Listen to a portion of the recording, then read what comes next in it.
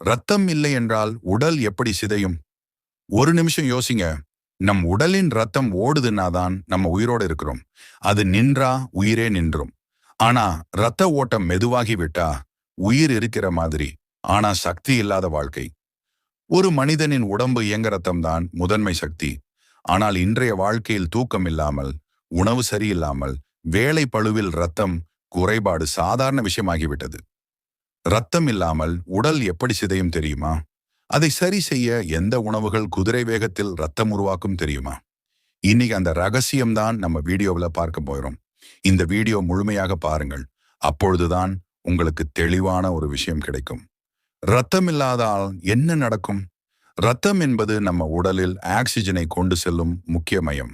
ரத்தம் குறைந்தால் மூளை போதுமான ஆக்சிஜன் பெறாது. இதயம் அதிகமாக வேலை செய்யும். சோர்வு, தலை சுற்றல், மயக்கம் ஏற்படும். முகம் வெண்மை, உதடு நிறம் குறையும். ஆண்களுக்கு ஆண்மை சக்தி குறையும். பெண்களுக்கு மாதவிடாய் சீர்கேடு வரும். குழந்தைகளுக்கு வளர்ச்சி தடைப்படும். இது வெறும் அனீமியா என்ற மருத்துவ வார்த்தை அல்ல. அது மெதுவாக உடலை சிதைக்கும் மௌன நஞ்சு. மதிய சூரியன் கொதிக்கும் நேரம். வெப்பம் 40 டிகிரி கடந்து போயிருக்கும். எல்லோரும் சோர்வாக இருந்தாலும் வேலை நின்று விடாது. ஆனால் அந்த கூட்டத்திலே ஒரே ஒருவன் முகம் வெண்மை, கண்கள் சுழலுகிறது. இளைஞன் பெயர் அரவிந்த், வயது 25. அவன் கல் தூக்கி வேலை செய்து கொண்டிருக்கும் போது வியர்வை பெருகி விழுகிறது. அவன் கையால் நெற்றியை துடைக்கிறான். மூச்சு சீக்கிரம் விடுகிறது. அவனுக்கு காட்சி மங்குகிறது. அரவிந்த் சோர்வான குரலில், மச்சான், கொஞ்சம் தண்ணி தாடா, தலை சுத்துற மாதிரி இருக்கு. அவன் கைகளை நடுக்கத்துடன் வைத்துக் கொண்டிருக்கிறான். தண்ணீர் குடிக்க முயற்சிக்கும் போது கண்ணில் இருள் மாயம். அவன் கால் வழுக்கி விழுந்து மயங்கி விடுகிறான். வேலைக்காரர்கள் ஓடி வருகிறார்கள். மச்சா அரவிந்தா, என்னடா விழுந்தா? கண் திறடா. மச்சா தண்ணி குடிச்சா?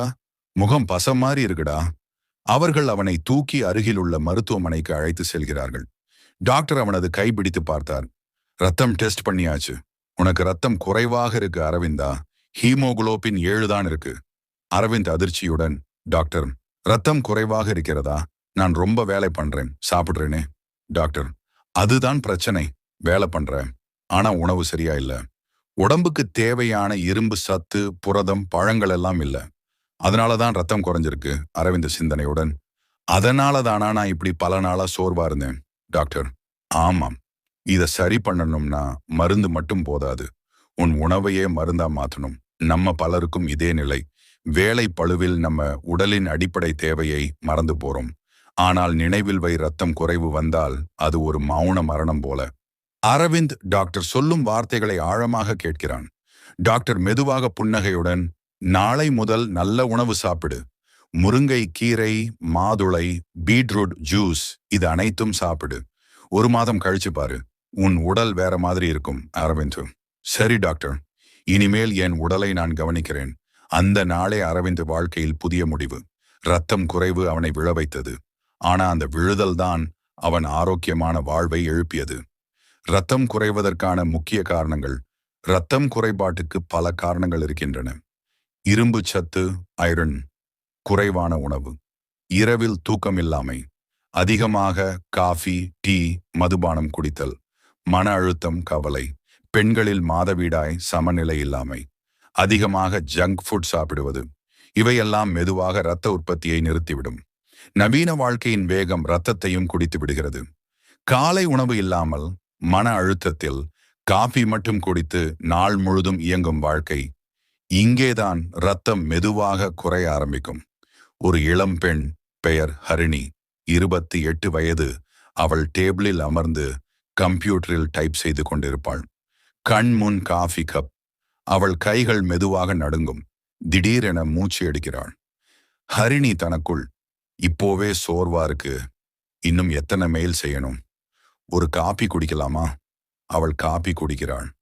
ஆனால் சில வினாடிகளில் கைகள் நடுங்கி கப் குலுங்கும். காபி கொஞ்சம் சிந்துகிறது. கைகள் குலுக்கம், கண்கள் மங்கல். இருப்பவர் ஹரிணி, நீ உக்காந்து கொள். முகம் வெண்மை மாதிரி இருக்கு, சரியா இருக்கியா? ஹரிணி, தெரியல, ரொம்ப லைட்டா ஃபீல் ஆகுது. அவள் நாற்காலியில் சாய்ந்து விழுந்து விடுகிறாள். ஹரிணி மருத்துவ படுக்கையில் படுத்திருக்கிறார். டாக்டர் அவள் ரிப்போர்ட்டை பார்த்துக் கொள்கிறார். ஹரிணி, உன் ரத்த டெஸ்ட் வந்தாச்சு. உனக்கு இரான் டிஃபிஷியன்சி அனிமியா இருக்கு. ஹரிணி அதிர்ச்சியுடன், அது என்ன டாக்டர்? ரத்தம் குறைவா? டாக்டர், ஆமாம்.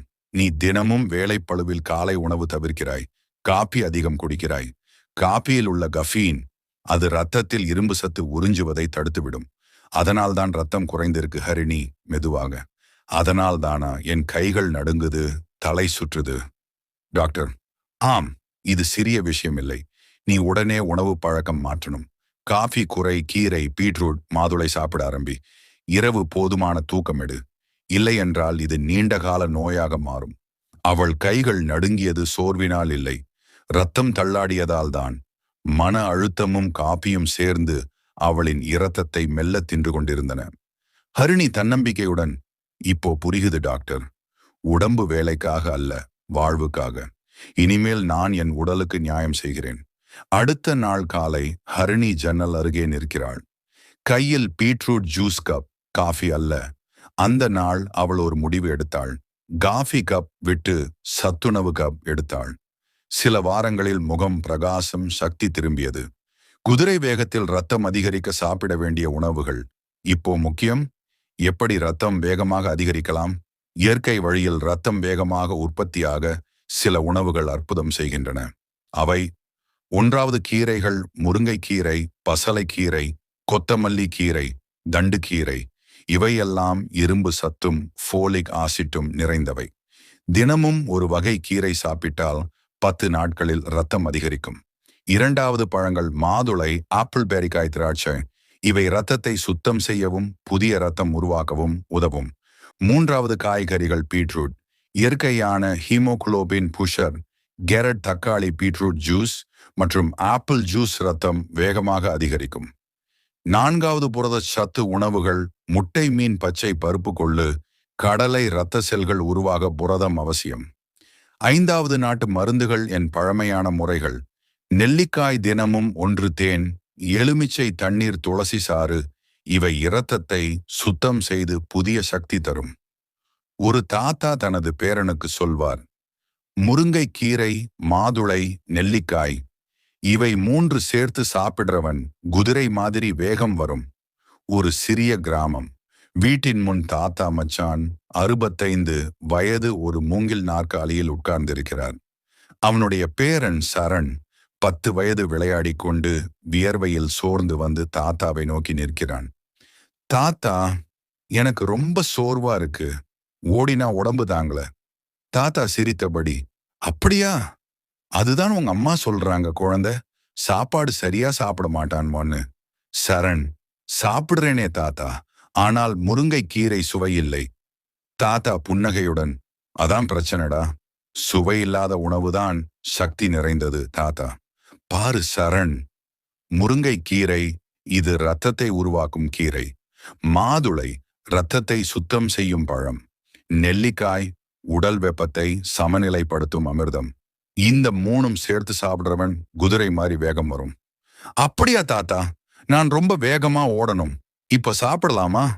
தாத்தா சிரித்தபடி, அட இதுதான் பசங்கனுடைய நல்ல கேள்வி. நீ தினமும் காலை சிறிது முருங்கைக்கீரை சாப்பிடு, மதியம் மாதுளை, ஒரு பீஸ், மாலையில் நெல்லிக்காய் சாறு. 1 வாரம் கழிச்சு பாரு, உன் முகம் பிரகாசமாகும், உடல் ஆற்றல் நிறைந்திருக்கும். சாப்பிடுடா சரண், சுவை இல்லைன்னு நினைக்காதே. இதுதான் உன் ரத்தத்தின் சக்தி.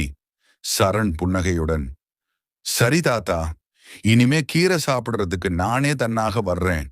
அந்த சிறிய உரையாடல், அந்த 3 உணவுகள் ஒரு தலைமுறை அறிவை அடுத்த தலைமுறைக்கு கொடுத்தது.